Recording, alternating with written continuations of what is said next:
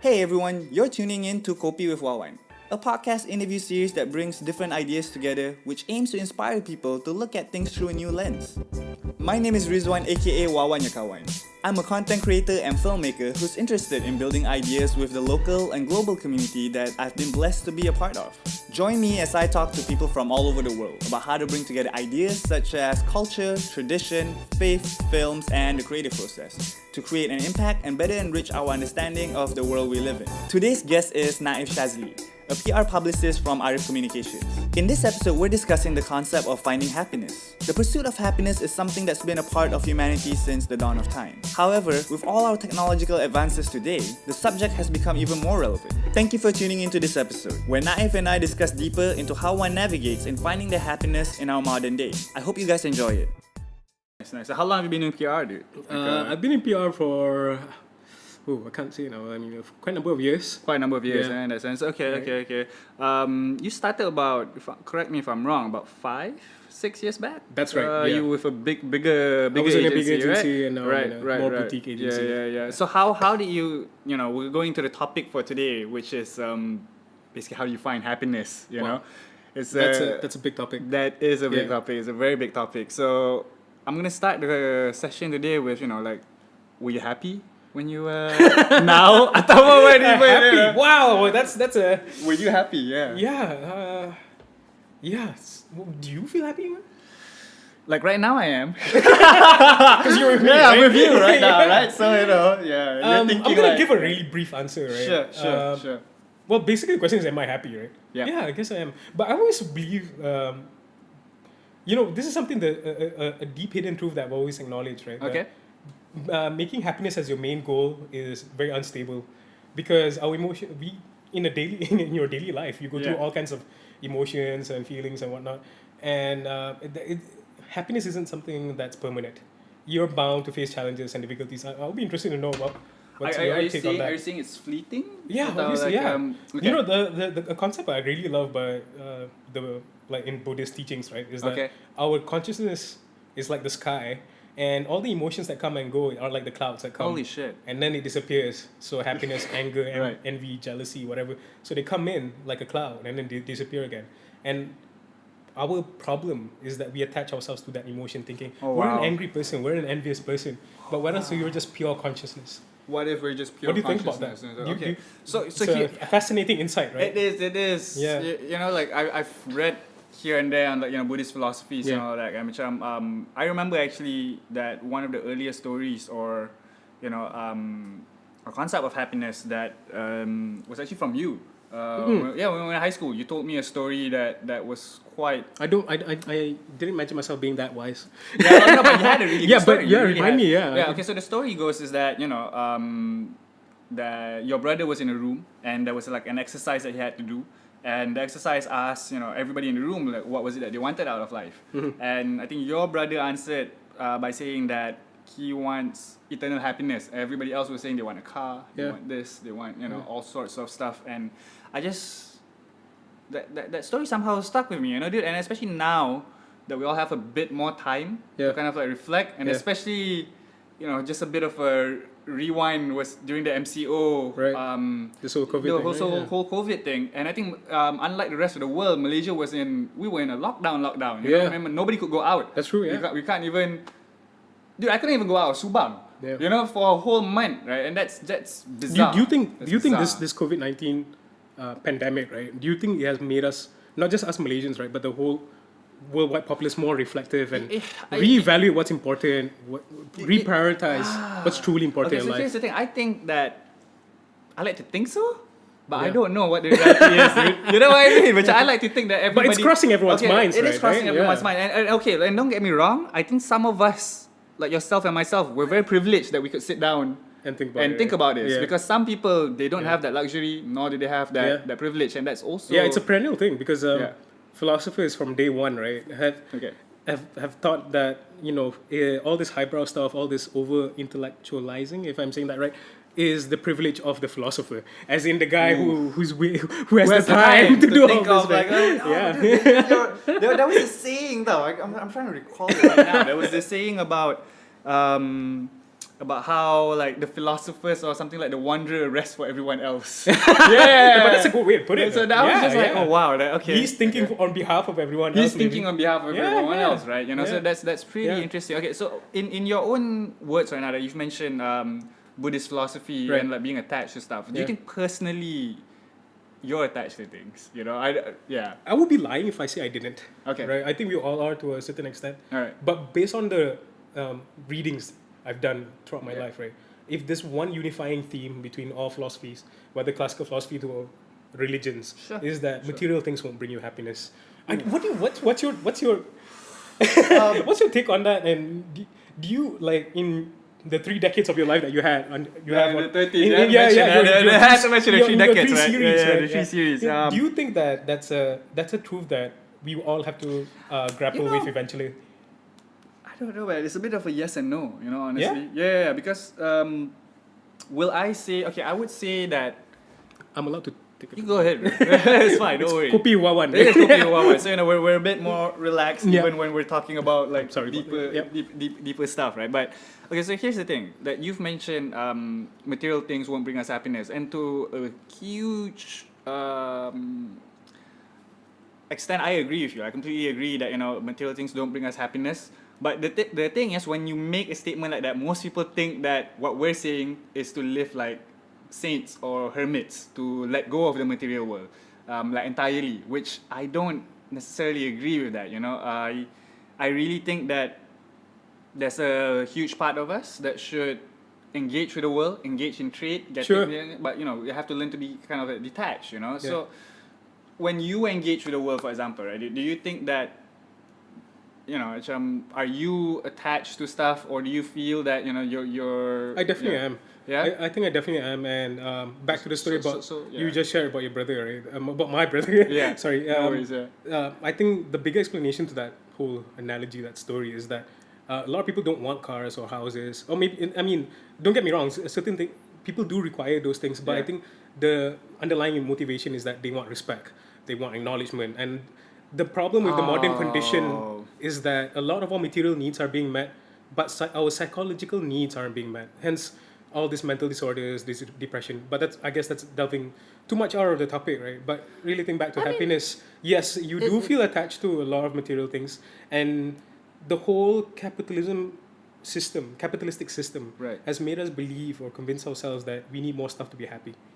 Right. Yeah. Okay. So, And, sorry, just because you mentioned depression, right? I'm not sure if this is something that, you know, that you would be open about. But have you gone through something like that yourself? I definitely or you know have. people. And I think Okay. a lot of people have, and I'm actually more interested in what you think about it. And In depression, and depression happiness. and Okay. all So, these mental conditions. so here's the thing. I used to think that every time I get into a depressive state or when I feel down, that there's something like innately wrong with me. You know, especially if you're surrounded by people who are just happy and they keep telling you things like, you know, your life is good, you have A, B, C, and D, everything's complete, but like, you know, you're being ungrateful. You know, but going back to how our society is structured today, you mentioned the capitalist system, is that it's structured in such a way that makes all of us quite anxious, you know, which Oh yeah. Yeah. Anxiety is a big thing. yeah. Social Yeah. media, I think, Yeah. is one of the big, like, I'm so serious. We're like typical millennials. We are I think typical it's that millennials. damn social media. It is, right? It is. No, I don't think social media is the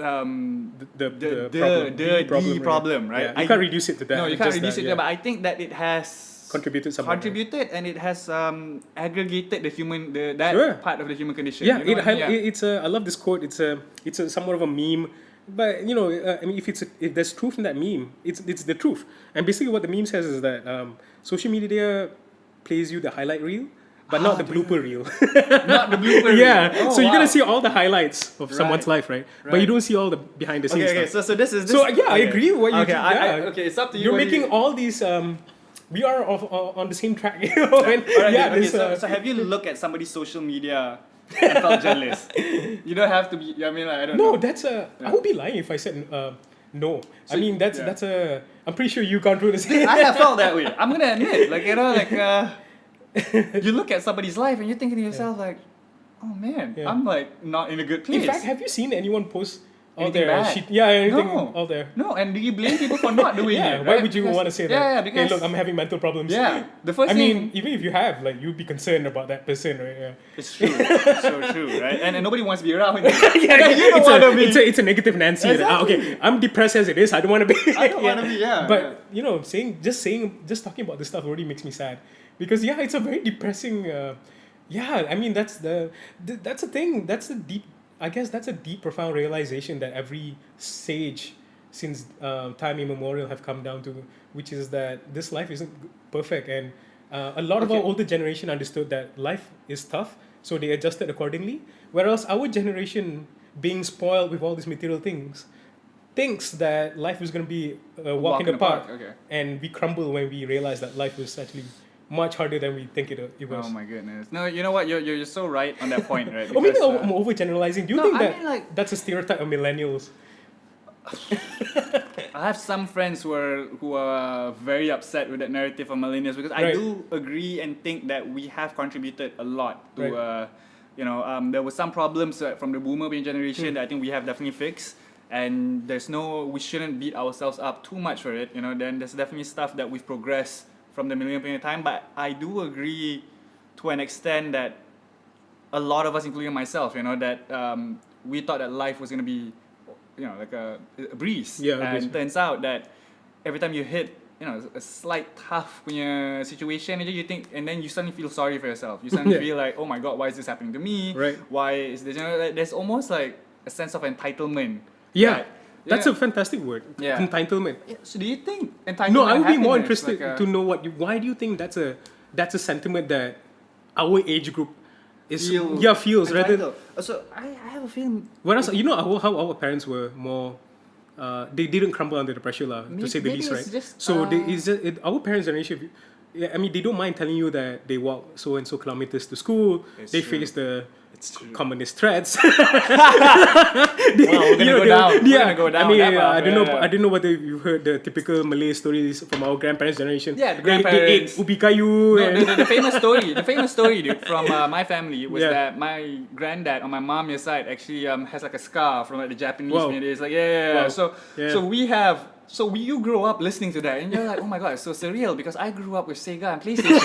The closest. and our biggest problem was how to defeat that boss in level 3, Exactly, right? Yeah. like level 3, you're right. That was the biggest conversation I would have with my neighbor. Yeah. Macam, hey, you've passed Mega Man X5? Shit, I haven't finished that game. And I think it goes back to just growing up, right? Like my dad would sell goreng pisang, for Yeah. example. That was his childhood. Wow. I sold, the closest thing I had was a car boot sale, and I remember that, I can't believe I'm revealing this here, but I remember I got really jealous of my cousin who Right. opened it the next day, and she started selling a lot more stuff than I did. And What I were you just sat selling there. in a car boot? Dude, my old videotapes. Oh wow, Some- you're that way was the more. thing. You're way more entrepreneurial than I am, lah. No, my dad kind of like put me in that situation. Though. I see. Okay. So, but still, so- it's I we have guess to take the so. initiative, No, but still, it was so interesting. It was so interesting, and I remember thinking that growing up, I just had that sentiment of like, oh, I deserve things, which I Yeah. don't think is necessarily a bad thing. Yeah. But how do you kind of like control or you channel that to like a positive punya place, right? Because without a sense of entitlement, I think people wouldn't be able to achieve great things as well. Yeah. But the problem, perhaps, maybe now is that instant gratification, right? Man, I think you nailed it with that one. Yeah. We're living in an age of instant gratification. I hate to admit it. I think this is something our teachers growing up in BI, they keep telling us that, you guys live with instant coffee, instant this, instant that. But it never really hit me until growing up. You realize, I just did that PowerPoint presentation. I deserve a raise now. Right. Yeah, so right. it's a entitlement and instant gratification. Right. Yeah, that's a fascinating insight. Yeah, that generation where we have it as fast as possible, right? That just builds up in your character to think that, oh, I did X already, so I'm expecting Y now. So, but that's a Oh my very goodness. dangerous road to take You see- because we crumble at the slight That's taste like- of pressure, slight right? pressure. Okay, that's so true. That is so true. So for example, that I remember just kind of like me doing what I do right now as well, right? With creating content and all this. I'm not gonna lie, there were times I just felt like I've done a lot. But actually, if you compare yourself or myself in this situation with the effort that I've put in versus somebody who is at the top level, I've probably produced like 50 videos or something on my channel. This guy produced like over 1,000. Right. You know what I mean? But then, you're living in a where most people would think that you put in so much effort, nothing's happening, but there's none of that context of time. Macam, I feel that going back to instant gratification, most of us want to do something today, we want the results tomorrow. When actually it's like planting a tree, right? Yeah, you don't wait, you don't put a seed in and then come back the next day and go like, where's the tree? You know that it's gonna take 10 years before you see something come out. Why do you think for us that narrative somehow skip us? Like, I can say these things, dude. I go home, I might not be able to practice it. Like, why do you think we lack that in our I can't put my thumb on it as well, but I think what I can say is that we focus on too much of us, too often rather, right? We focus on the results and not the effort itself. Whereas the real, ideally, you focus on the effort and the result's going to come eventually, right? And it comes back down to what you said earlier, the age of instant gratification. Right. We expect results to come by very, very fast. Right. Simon Sinek talked about. I'm not sure how familiar you are with some of the stuff, right? Yeah, and he talks about this. I think a lot of the stuff I say is parroting what he says as well. He talks about how millennials are. But one thing's for sure, and you mentioned something that I was quite interested in. You were mentioning that. Oh, I don't know whether you mentioned this earlier or maybe in previous conversations, that millennials are way more purposeful. So we expect our work to have meaning. Right. And when we're doing PowerPoint decks every day, you don't find meaning in that area. And that's on top of having that instant gratification thing, right, with millennials, it's also the fact that, if this work I'm not making a difference in the Simon Sinek actually says that millennials feel that I'm not making a change in this world or impact. I'm gonna quit my job and do something more purposeful, and that's okay. That's good intention, right? But it doesn't imbibe that value of hard work, where sometimes it comes with the grind. So what do you think? The sense of purpose and meaning. I really think it's about striking the balance, right? Again, some of us have the honor and the privilege. I think in my younger days, I would have slaughter somebody like Simon Sinek for even saying that kind of stuff. Like, you don't understand, that it's easy for you to say this and that, right? But shut up, boomer, right? Shut up, boomer, yeah, that would have been my reaction. But I find that right now, if you think about, there's nothing wrong in having a purpose. Right.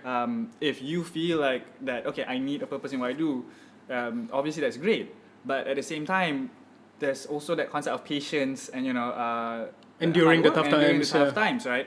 So there's no right or wrong. I guess it depends on the person's situation as well. What is it that they're allowed to do? What is it that they're allowed, are they allowed to take some certain risks and all that?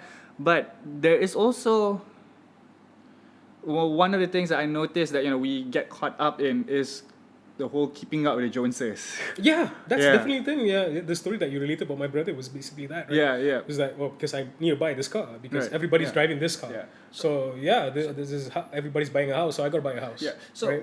I'm not sure, if you're experiencing this, but I know that COVID has made a lot of us very restless, staying at home, right? Yeah. But I also know a good number of friends who can't believe that I'm not planning to travel, for example. Mm-hmm. And I'm just thinking to myself, like, do you understand the situation that we're in? That there's a pandemic, and I know people say that, but it's almost condescending, right? What's that? The whole why are you not traveling? Yeah, we're traveling, Yeah, and it's weird, right? Like, what if I can't afford it? That's such a first world problem. Yeah, I'm just thinking to myself, like, look, what if I can't afford to travel as well? And you're asking me, how is it that you're not traveling? I'm like, the trope is that there are some people out there with far more. Exactly. I mean, now you're sounding like a boomer. You're the one who sounded like the boomer. Who's just like, come on, like there are bigger problems. I got an interesting question to pose to yourself, sure, right? Which is, don't you feel like, and our parents intuitively understand this, that the harder the grind, the hard work, the hours, the blood, sweat, and tears that one has to put in any sort of endeavor, right? The result that you get out of that is way more sweeter, and dare I say, way much more happier. Yes, because that feeling of accomplishment is priceless. Okay, so relating back to what you said about happiness, right? Happiness doesn't come without all that struggle. Yeah. And also I feel like it could also be a choice when you talk about happiness. Oh yeah, it's a state of mind. It's a state of mind. Yeah. So here's the thing, though. Like, do you think happiness and peace is the same thing? It's no. My short answer is no. Okay. But I would be interested to hear Okay, so if you disagree. No, right? no. Okay, why would you say no though? Do you think? Okay, so because at the end of it, I'm actually quite religious, and I believe that salvation isn't found in this life. It's found in the next life. And had this world had been perfect, it would have been heaven itself. Okay. And I subscribe to the Abrahamic worldview that everlasting happiness isn't found in this place. Yeah. Okay, so this is where I would. I know people would disagree with me. No. Okay, so this is where my answer is a bit. More nuanced? No, I was gonna say just slightly different because I've had this discussion with some friends, right? Sure. And they're like, you're the only one who seem to have different definition of an English word that the dictionary clearly says this. So I think for me, when I say happiness, it kind of overlaps with peace, right? Because most people don't really talk about I want peace in my life. Yeah. They say they want happiness. Yeah. So I use it more of like a generic or general term to say, when I say I want happiness, it means more of I want peace. So that's how I would define happiness for myself. You've broadened that definition of happiness. Exactly. So I would to encompass a state of peace, right? Think happiness to me means that a bigger car, a bigger this, bigger that. Those are good goals to have. I am not like, throwing shade to anybody who feels like I have those goals even, but I try not to get myself attached to those things. Yeah. For example, I feel like what you said about the Abrahamic faith and understanding that we'll never find happiness in this life. Sure. And this is huge because recently I've been thinking about this, right? Again, going back to my own life and my own struggles. During the MCO, dude, believe it or not, I wanted to quit doing this. I didn't want to do another episode or another. What made you? See, I felt like it was going nowhere, and because I felt like there was no support or anything like that, and I just said like, you know what, maybe I should just throw in the towel. But when you mentioned that, it goes back to, we go a bit of a rough patch. I cave. You cave in. Right? I cave in, for that moment. But fortunately, you didn't laugh. No, but okay, then I had to kind of reshift that view of like, I'm like, okay, you know what? If you feel like what you're doing is impossible and it's hard, I should be honored that I'm doing it. Instead of sitting down and feeling sorry for myself, I should say like, oh crap, this is exciting, and I should be happy that I'm doing something that most people won't even try. And even as I'm doing and pushing, most people still think that I'm crazy. But when actually in reality it's not. It's not like I'm out, preaching like some teacup. It's not like worship a teacup or anything like that. Right? You know what I mean? Yeah. It's not crazy in that sense. But but somehow because your circle, everybody has took a certain route, which there is again no shade. I respect people who for the life choices that they've made. In a way, I'm a bit envious of them because that if I did those things, I feel like I probably wouldn't get so much. You mentioned respect earlier, right? I don't think I would have gotten so much disrespect if, for example, we had pursued a law career. So, I mean, let's just rewind a bit. Your understanding, you've broadened that. Essentially, you've broadened the definition of happiness. Yeah, it's a state of peace. It's a state of peace. Now, that's an interesting conversation. Okay. Something interesting that you brought up because. This is what ancient philosophies and religions actually have spoken about, right? There's a lot of distinguishing between the two. One is happiness and one is a state of peace. That's definitely something that can be accomplished in this life, right? Because happiness, if you remember what I said earlier, right, is a fleeting emotion. Right. To be attached to something that's in a state of flux, that's quite dangerous, to say the least as well, right? But a state of peace where you're at calm, serene demeanor, right? That's possible. That's possible. Yeah, that's possible. I feel that's possible, right? Because to put an emotion as the goal in life, I would even argue that that's something that's quite that's a difficult task because you can't be happy all the time. Yeah. There are times that you don't feel like doing it, you got to do it anyway, and those things don't bring happiness. Right. And there's also this thing where rather than having happiness as your goal, maybe the more realistic, I say this without judgment, right? And if you check out Alain de Botton, who's a philosopher, he has a whole YouTube channel called School of Life. Right. He talks about like the real goal for a lot of mankind is to be at peace. Or to find value or find satisfaction. So what you're saying with peace, and correct me if I'm wrong, is that what you're saying is basically us almost in submission or accepting the situation, surrender, and this by no means, you don't mean this it's in a not passive way. Exactly. Yeah. So you mean that. If I could just add one more. Sure, please. Islam has a lot in common in that sense, right? About surrendering to the nature of how life flows with Taoism. Or Taoism, the concept no matter of how flow. the concept of Yeah. So it's this passive surrender to the flows of life. Right. But it also comes back down to what the Prophet Muhammad said, right? Sallallahu Alaihi Wasallam, Yeah. which is that you tie the camel.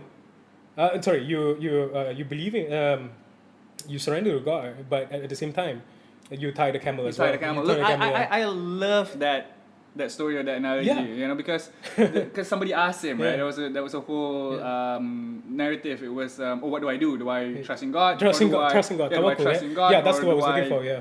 Do I tie my the camel? Because this guy wanted to leave the camel behind. That's right. Yeah, I butchered it somewhat, but No that's worries, right. Yeah. Then I think the Prophet said, trust in God. Trust in God. Then tie it. Tie a camel, tie a then camel, trust in and then God. trust in God. So this is the misconception people have of Islam, is that we're a very fatalistic religion and all that. But no, it's actually putting in the actions, a Herculean effort, I would say, and then leave the results to God. Yes. So but mind get you, attached. you have to put the task in. You have to put the action in, the effort in. Yeah. I feel like that concept of flow in Taoism that you've mentioned have so that same negative. I think the Western world, and we live in Malaysia, but we're a colonized nation, right? So a lot of our ideas among the so-called Eastern more, religions. is a lot of our ideas are actually very westernized. Yeah, it's Orientalist. We've been incorporated. We've been reading a lot of Orientalist works. Yes. Orientalism basically is the white man's perspective of Eastern religions. So I feel that when they talk about even flow and the Taoist concept, a lot of people think it's about giving up and not doing anything. Yeah. When it's the opposite, right? It's actually about finding joy in the journey. I would say. And finding what you're good at and doing that as well. Right. And letting nature take its course, essentially. There's an awesome book I would recommend to yourself and all the viewers, right? Sure. It's called The Tao of Pooh. Have you read that book?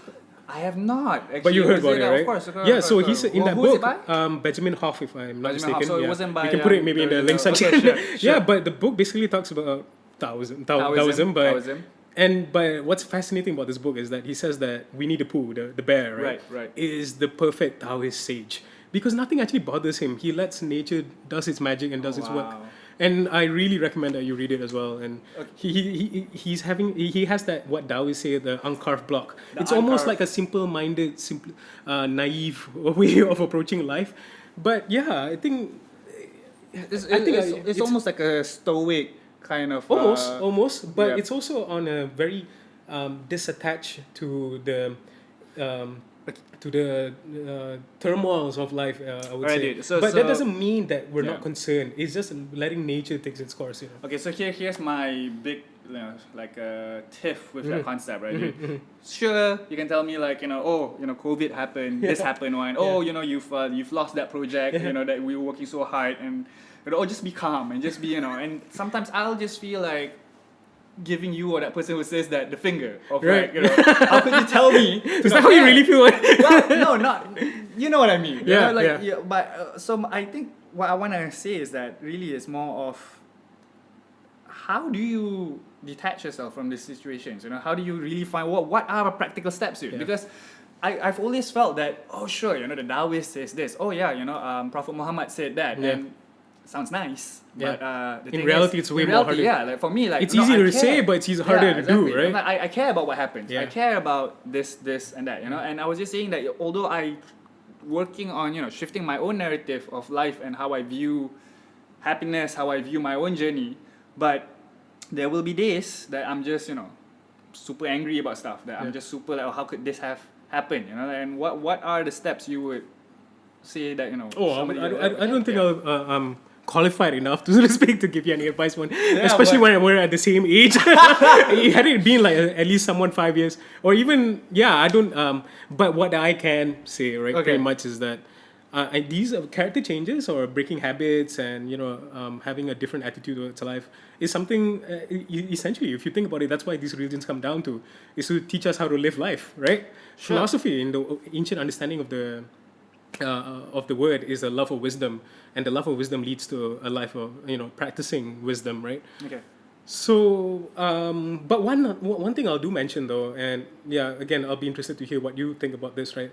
Is that inner equilibrium? So you say about achieving a state of peace, right, is so crucial, and I would say that that's the end goal, because if you don't have the inner game, don't mind me saying that, inner game sorted out. Right. If you can't control your passions, your desires, and the turmoil that you have to go through psychologically or inside or the inner life, then you're gonna create havoc in the outer world. In the outer world and So externally, right? that's I'm not directly answering your question, but because what I'm essentially saying, it's hard. It's a hard job. That's why these prophets and all these prophets that we've been told about, they didn't come in and say, "Hey, you guys should live the life that you keep doing what you're doing right now. Don't need to change." Then what was the point of them coming, right? Yeah. So these things are process, hard. right? Yeah, there's a process. Happens. Yeah. So they even the kung fu master has to go an extensive period of years before.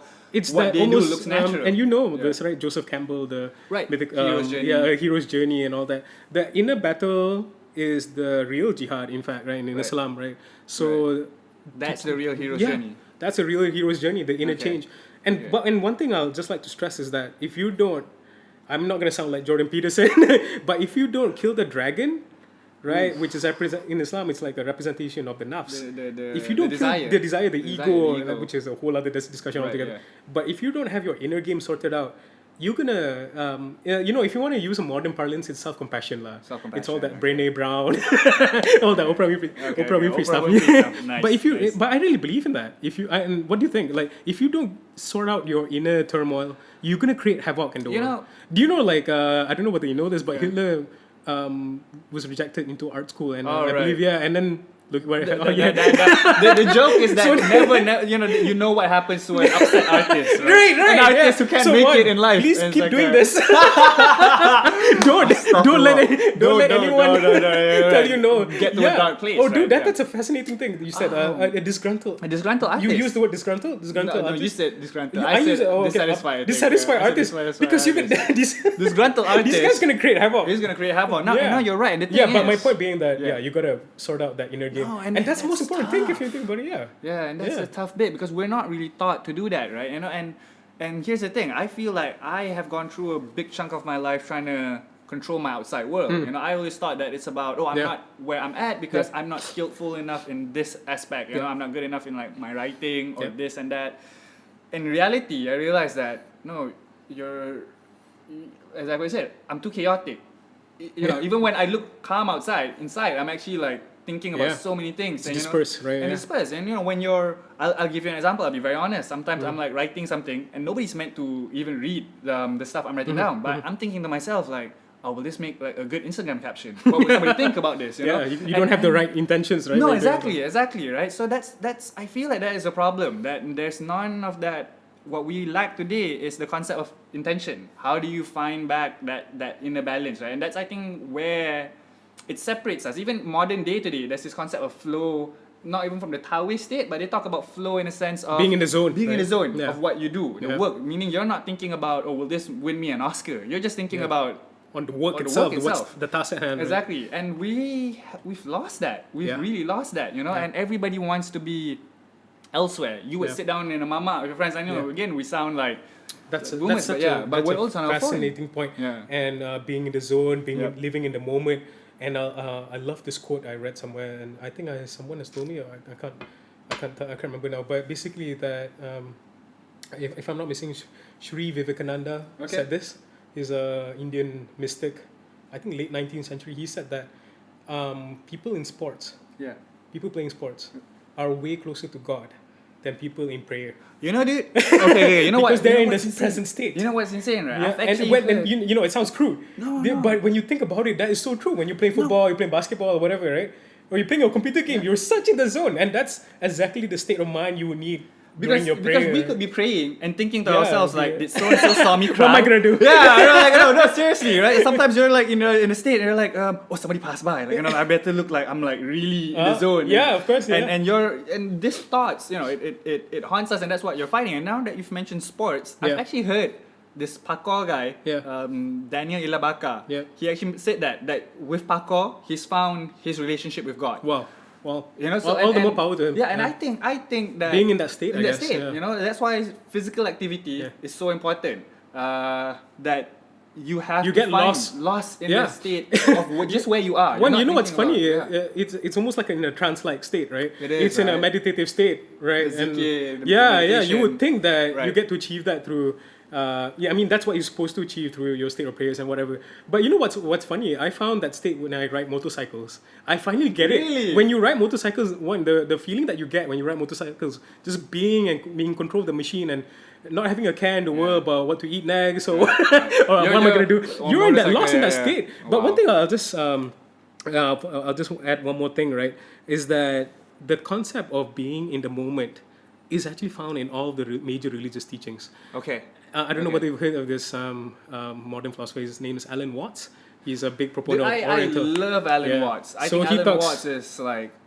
That's it's awesome that he's the OG. He's the OG, People accuse him of being a bit new agey, but one thing, there are a lot of truths in the books that he's written, right? So one thing he says is that living in the moment, you see, the thing about living in the moment is that everybody knows that intuitively, but it's so hard to do but if you really think about it, it's the most simple thing, because if you keep thinking about the past, right, or regretting past failures and regrets and whatever, and you're constantly ruminating about the future, you're never living in the present. And if you really think about it, the now is all that we have. That's true. The past is gone. Right. The future hasn't come yet. Yeah. So all you will do is right now, this right now. And that's the right now, so capital R, capital N, Right. Because if you think about it, right, if you're just going to say, you know what, and this comes back to what you said about happiness, I'm only going to be happy once I have that house or that car or that new laptop.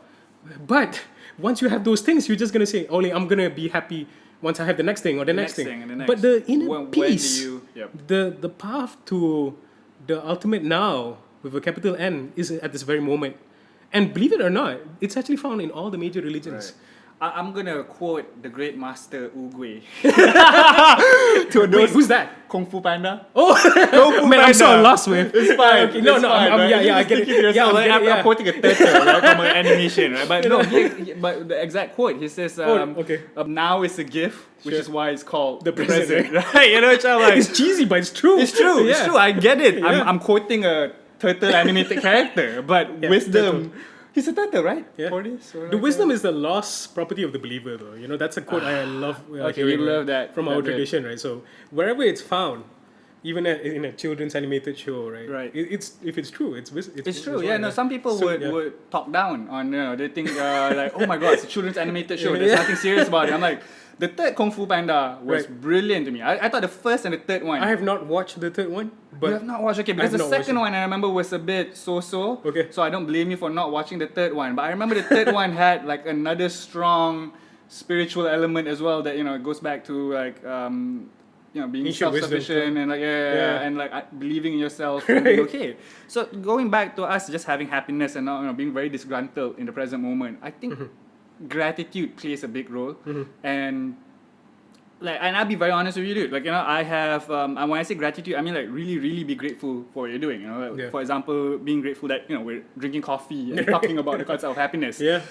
I could say this in a podcast. Sure. I could write this down in a book, which I've actually made that a practice. That's a good practice. But the thing is, stuff that you're gratitude about, you could write it down. Yeah. But the next minute, I could walk and still feel like, oh my god, so and so is doing, is having a better life. Sure. So, I think that actual gratitude and to feel it in your heart, that is the tricky bit. That yes, writing down is the first step, but it goes deeper than that. How would you say you would like practice gratitude? And do you think that do you think the biggest culprit is advertising though? Because advertising plays with our emotions. It tugs at our heartstrings, right? And then it keeps telling you that in order to be this person that you want to be, you need this item. You want to be beautiful. You want to be respected. You need this and this. So aren't you in PR? Yeah, I can tell you this. Okay. Because in order to feel the sense of completeness, you always need to manufacture desire. That's the whole point of advertising, right? Manufacturing desire, right? So that you buy these items and after items. So I think advertising has a lot of role to play in That's true. That is so true. But and in a way, it's perpetuating that nature, the concept of need, that we already have in us, right? Yeah. We weren't. It wasn't because of advertising suddenly we became jealous creatures or ungrateful creatures. We were that since like the beginning of time. The whole story of Abel and Cain, being jealous of like the brother and then killing him and all that. So of course we're going back to like modern society. That's a crazy thing that goes back to just the way we are now. But I it's almost I would say that gratitude isn't inbuilt. It's Isn't almost inbuilt. I think it was in the past, but because of the whole late capitalism stage that we're living in, right? Through advertising and whatnot, it's so hard to, like what you said, to have that sense of gratitude. Okay. And it's not an easy process, I would say. Okay. Yeah. No. And I like what you say. It's a process, right? I think that's something that we kind of have to keep Absolutely. in mind. Yeah. That it's something that it's not going to happen overnight. It might take But days. one thing weeks, I can say months. though, Yeah. right, is that gratitude and peace, I think, are really interconnected, right? They go hand in Because hand. hand in hand. Because if you're not, if you don't feel a sense of gratitude over what you already have, then that craving starts. I need the next thing, and the next thing. Okay, the next thing. so here's the thing. I feel like there's definitely a balance to be struck. You know, macam, being grateful for what you have doesn't necessarily mean that you're not striving to be better as well. Yeah, You that's a know? good point. Yeah. I totally missed that too. Yeah. You're right. Yeah.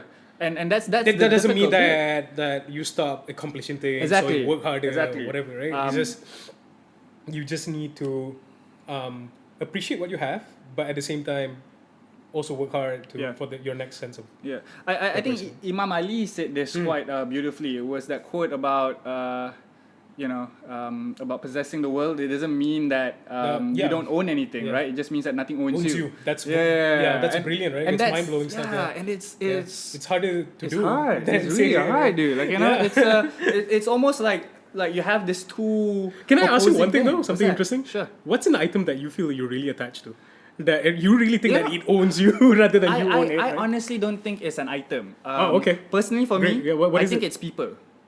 Like, That's mind blowing. That's the one. I should have thought about it. Because- we live our lives thinking about what other people think about us, exactly, right? Yeah. So I used to grow up thinking that I'm not worldly. Self-conscious I don't or- care about having a nice car or any of that. I'm You like, don't care about what other people think about you, right? Yeah, that's what I thought. What you think. But then apparently, no, dude. I No, care. yeah. I care about we make a especially lot of our people life decisions based on unfortunately based on what other people think. And it's so if you ask me, I'm really attached to people, and I'm trying to find that balance of, not necessarily being a difficult with them or being an asshole, but at the same time kind of also understand that I need to kind of cut you, not you, but like, this person, not you, but you know what I mean, like I need to cut this person out for my own sanity. I have to understand that I make this decision for me. I still love you as a person. It's not. I think what you're saying is that you want to be in this world but not of this world. You know what I mean? I think so. Being inside I think so. society, but inwardly you're detached. Right? Yeah. It's almost like That's a very sage-like No, but it's- existence, okay, and that's I a very guess that's very. I guess so. It's a very praiseworthy state to be in. no, but usually I'm neither here nor there. So that is Like we always say, right? It's easier said than Said and done. done, yeah. Yeah, So, but that's what we should strive for. the what you should Ideally. strive for, I think, ideally would be with your actions be Yeah. like a Caesar in the world. Yeah. In your heart, like be You're like a attached to- Buddha. you're be attached to God or what, yeah. attached to God and all some that. sort of And- transcendent. Yeah, If you- yeah. For the non-religious out there, Yeah, which we don't some sort- judge. Yeah, I mean, of course, speaking to the audience, so for both of us, Sure. I think we rely on religion a lot, and I have a lot of friends who are non-religious. Whatever works for them as well, but it's the same principle and the same concept of we're all here together and we're all trying to just figure stuff out. Yeah. That's all what we're doing, right?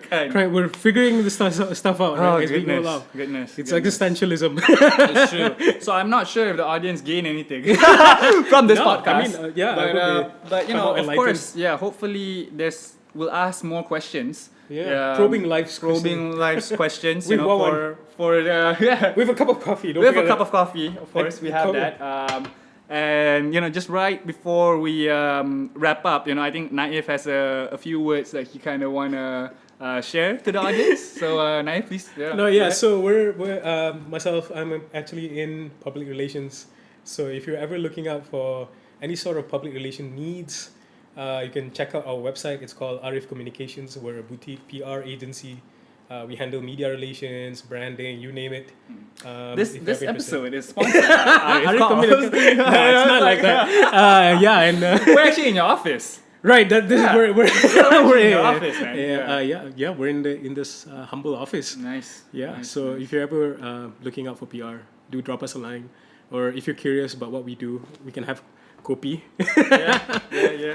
Right, and thanks Naif for that. And Thanks, Wawan, for having me. so just to officially wrap this up, guys, if you have your own thoughts about happiness and exactly what does that mean for you, what some of would the love to struggles. Yeah, we hear, would love to hear you guys out, and some of you who may even want to come on the show one of these days, to discuss even different topics. Like, I'm very open, to having people. I've always mentioned this. Kopi with Wawan started out more of an experiment. I just wanted to be here. I didn't really know what exactly I wanted to talk about. But right now, I think it's this whole concept of exploring of ideas, and expanding on them and just kind of learning and growing. So with that, I think I'm going to close this off, guys. And till the next episode, thank you very much, guys. Bye. Bye.